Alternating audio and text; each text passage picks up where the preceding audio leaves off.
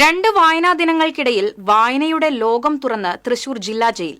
തടവുകാർക്ക് പുതിയ ലോകത്തേക്ക് മുങ്ങി നിവരാൻ അറിവിന്റെ പുഴ. തൃശൂർ ജില്ലാ ജയിൽ സൂപ്രണ്ടായി കെ അനിൽകുമാർ ചുമതലയേൽക്കുമ്പോഴും ജയിലിൽ ലൈബ്രറി ഉണ്ടായിരുന്നു. പേരിനൊരു ലൈബ്രറി. എന്നാൽ മാസങ്ങൾ പിന്നിടുമ്പോൾ ഇന്ന് ലൈബ്രറിയിൽ ആയിരക്കണക്കിന് പുസ്തകങ്ങളുണ്ട്.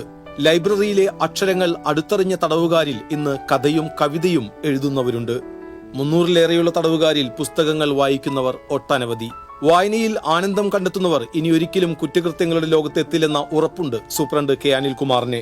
വായന മനുഷ്യനെ ശുദ്ധീകരിക്കുമെന്ന തിരിച്ചറിവ് തന്നെയാണ് ഈ ലൈബ്രറിക്ക് പിന്നിൽ. തരത്തിലുള്ള പുസ്തകങ്ങൾ വായിക്കുന്നതിലൂടെയാണ് ഒരു മനപരിവർത്തനം സാധ്യമാവുക. തടവുകാർക്ക് കയ്യിലുള്ളത് ഏറെ സമയമാണ്. ആ സമയം ഉപയോഗിക്കാൻ ഏറ്റവും അനുയോജ്യമായ ഒരു കറക്ഷണൽ ടൂളാണ് പുസ്തകങ്ങൾ.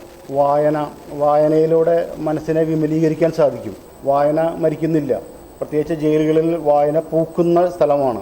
വായന ആശ്രയമായ സ്ഥലമാണ്. ജയിൽ ലൈബ്രറിയെക്കുറിച്ചറിഞ്ഞ നിരവധി പേരാണ് ഇവിടേക്ക് പുസ്തകങ്ങൾ സമ്മാനമായി നൽകിയത്. കേരള സാഹിത്യ അക്കാദമിയും പുസ്തകങ്ങൾ കൈമാറി. തടവുകാരുടെ രചനകൾ ഉൾപ്പെടുത്തിയ ചെറു പുസ്തകവും ഇതിനിടെ പുറത്തിറങ്ങി. ചുവരുകളും സംസാരിക്കും എന്ന പേരിൽ തടവറയിൽ അറിവിന്റെ പുഴയിൽ മുങ്ങി നിവർന്ന് മാനസാന്തരപ്പെടുന്നവരുടെ കഥ പറഞ്ഞാണ് ഈ വായനാ ദിനം കടന്നുപോകുന്നത്.